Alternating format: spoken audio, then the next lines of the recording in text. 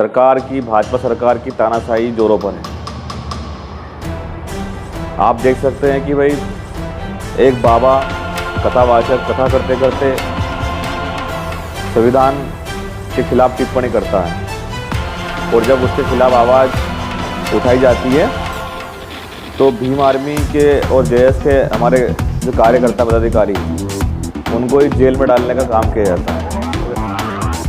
आप देख सकते हैं कि उनके साथ में जेल में किस प्रकार से जो घटनाएं हुई है, किस प्रकार से उनको बाहरी लोगों द्वारा उनके साथ मारपीट हुई है। मैं आपको वो सारी चीज़ें अभी लाइव में दिखाऊंगा।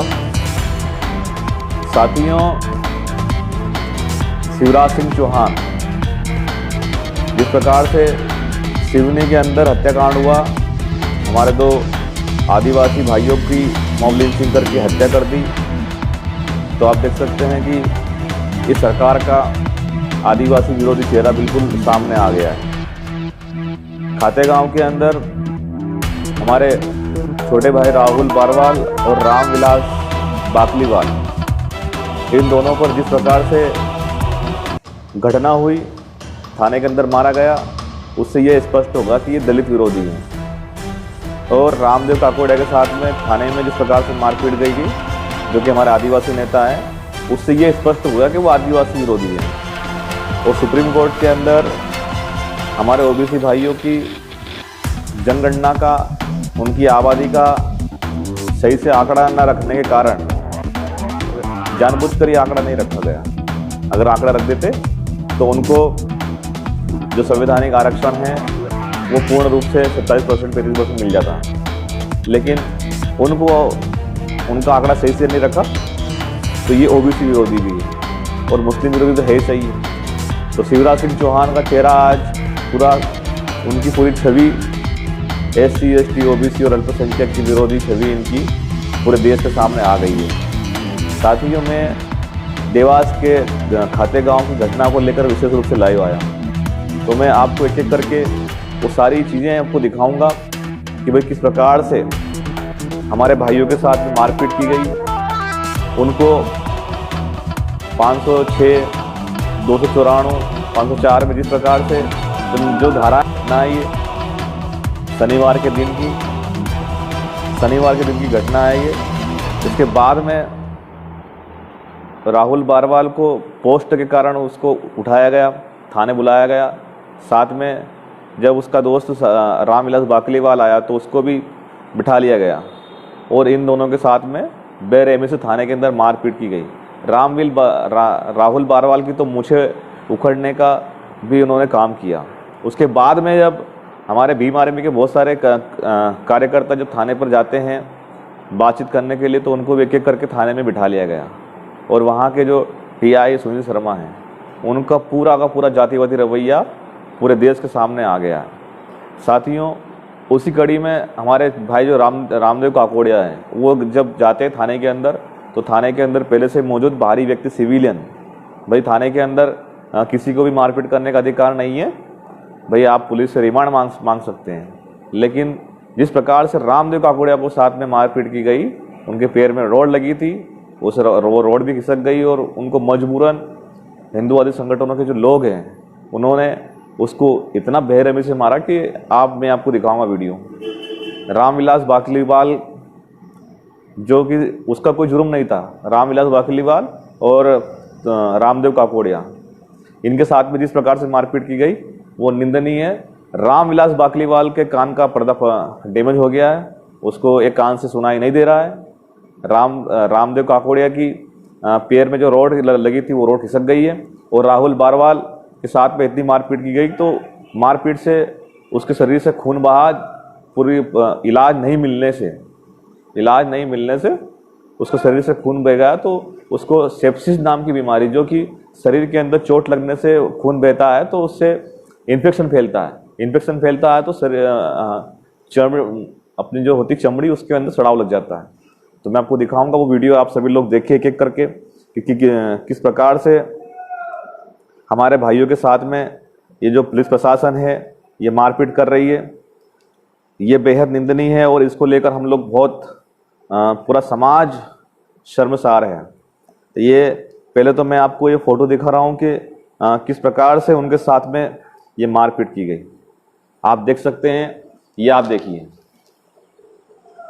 ये जो फोटो है ये राहुल बारवाल को मारा गया है।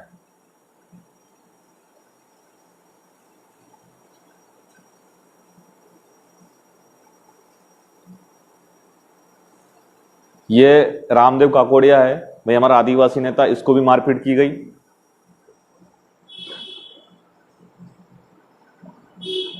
ये 151 में कोई आईपीसी की धारा 151 है जिसमें एक दिन सेम डे बेल का प्रावधान है, लेकिन वहां के तहसीलदार ने इनको 3 दिन तक जेल में रखा, चौथे दिन इनको रिहा किया।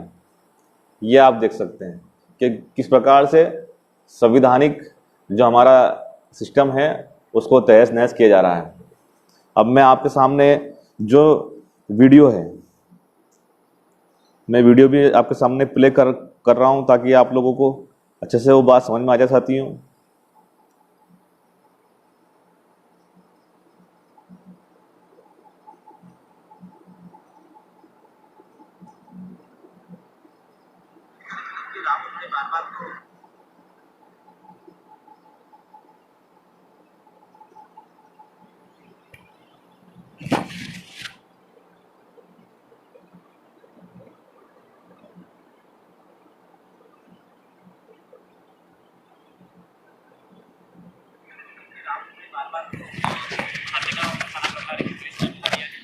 जानकारी मिली, मैं वैसे गाड़ी लेकर वहां पर निकला।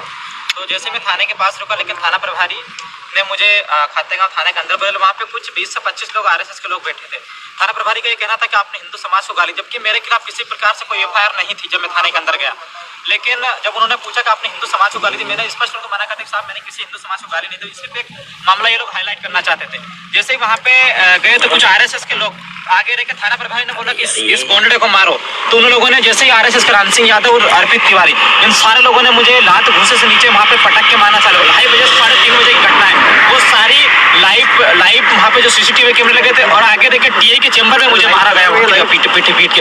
वो मैं बोला कि साहब मेरा कुछ जगह पे राड़ भी लगा हुआ है, मेरा हाथ भी टूटा है। इसके बाद भी थाना प्रभारी महोदय किसी प्रकार से वो रुकने वाले नहीं थे। और दूसरी बात उसने ये भी बोला कि मैं तेरे को डंपर से चुरवा कर भी किसी भी समय मरवा दूंगा, मैं बहुत बड़ा गुंडा हूँ। और ऐसे कई जाति सूचक शब्दों का इस्तेमाल कर मेरे साथ मेरे गले में पीला वाला गमछा भी रखा हुआ था, लेकिन वही आरएसएस के लोगों ने उस पीले गमछे को लातों से रोंद कर उसको भी बाहर पटक दिया और निकलवा दिया। और इसके बाद में बोला अगर ये खबर किसी को तुमने बताई तो तुझे जान से मार दी जाएगा। लेकिन मेरे खिलाफ जब मेरे को थाने में बुलाया, मेरे खिलाफ किसी प्रकार से कोई अपराध नहीं था। मैं सिर्फ और सिर्फ राहुल भाई को छुड़वाने के लिए गया था। मेरे खिलाफ अपराध सिर्फ थाने के अंदर हैंड टू हैंड बनाया गया आरएसएस के कहने पर।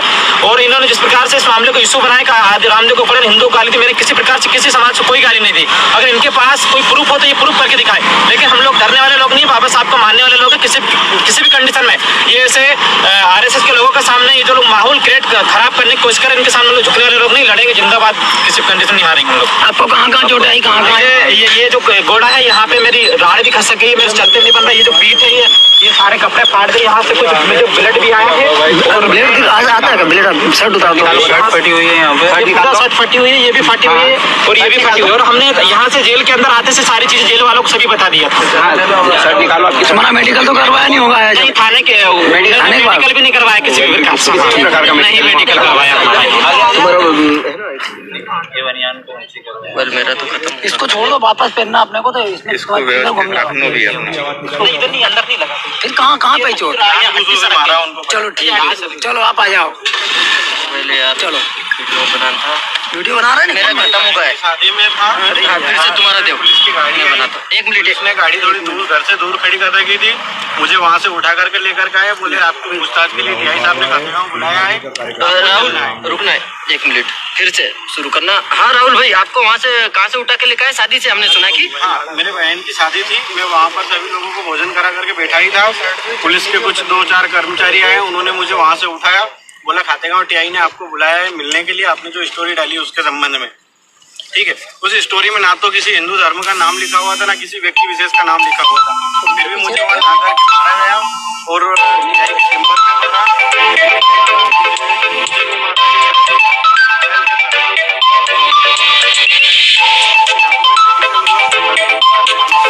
गए थे,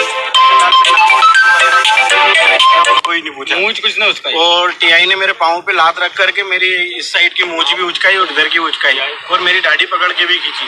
मूंछ बताना भाई साहब, ये इस साइड से, इस साइड की मूंछ में अभी भी बाल कम है। अच्छा। और यहाँ जेल में भी बोला था कि आपकी दाढ़ी मूंछ हम काटेंगे, मैंने साफ मना कर दिया कि मैं दाढ़ी मूंछ नहीं कटवाऊंगा। और मुझे यहाँ पर बहुत सारी कौन कौन लोग थे? अरे एक मिनट, एक से बोलो यार, चोट कहाँ, चोट बताओ। ये चोट यहाँ पे आई मुझे, व्यवस्थित पूरी चोट लगी है ना, दोनों साइड में बहुत सारी चोटें आई। ये पूरा पट्टा ही पूरा चट्टा हो गया, ये काला पूरा चट्टा, बहुत ज्यादा मारा गया है, ये बहुत ज्यादा मारा है, ये हरा हरा हो रहा है, पूरा हरा हो रहा है, पूरा ये हो रहा है। मैं 3 दिन तक वहाँ यहाँ जेल में सो नहीं पाया हूँ। निकली है, ये इधर से चमड़ी भी फट चुकी है। चलो ठीक है, इस साइड से सारी चमड़ी फट के अंदर से अभी ब्लड आ रहा है। तो साथियों, ये जिस प्रकार से मैं आपको एक और वीडियो दिखाऊंगा कि भाई किस प्रकार से उनके साथ मारपीट, देखो ये इस प्रकार से चोटों के निशान हैं। तो जिस प्रकार से ये जो चीज़ें हैं ये समाज में बेहद निंदनीय है। और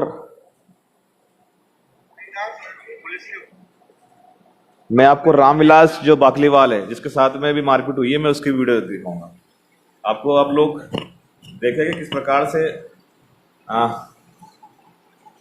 वहाँ पे जो जेल में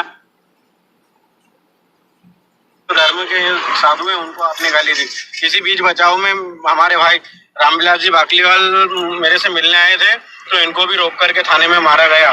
क्या क्या हुआ आपके साथ? मुझे कॉल करके बताया गया कि अपने राहुल भाई को उठा लिया गया।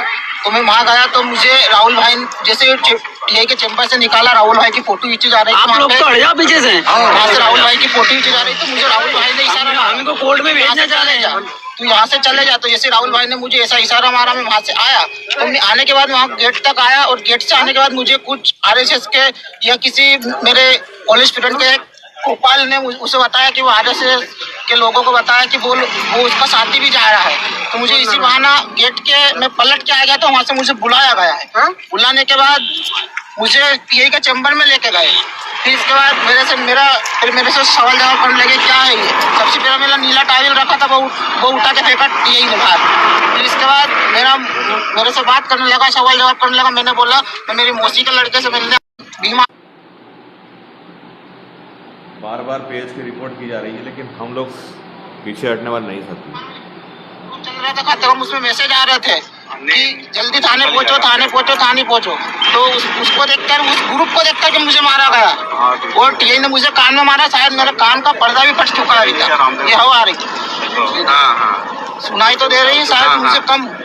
और कहाँ चोट आई आपको? वो ये चोटें भी आई।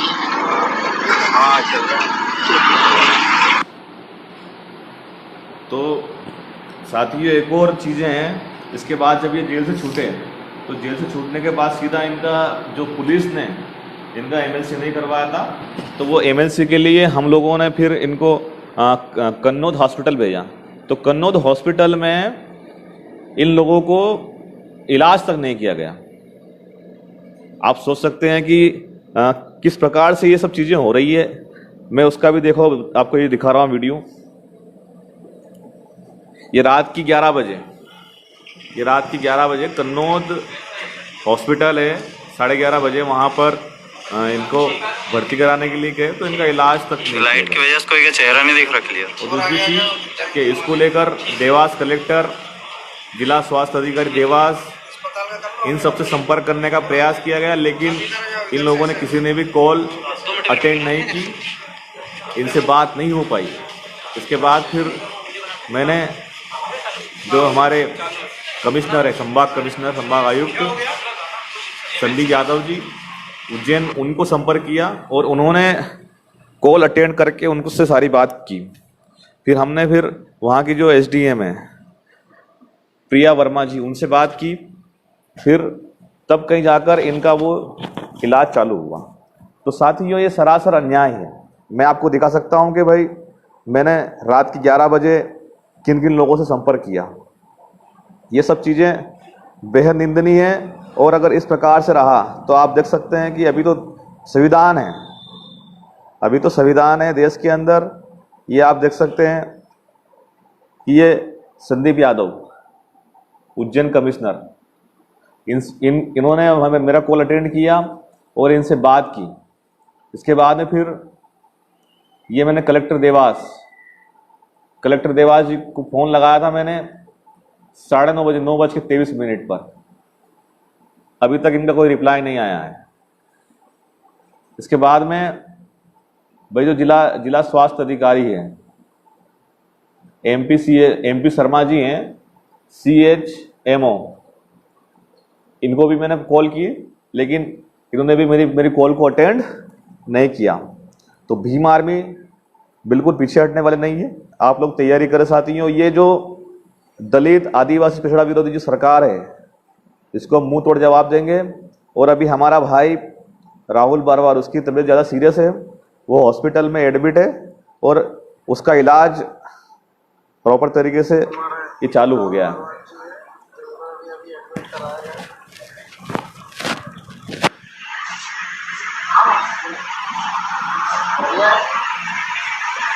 ये राहुल बारवाल है, इसको एडमिट करवाया।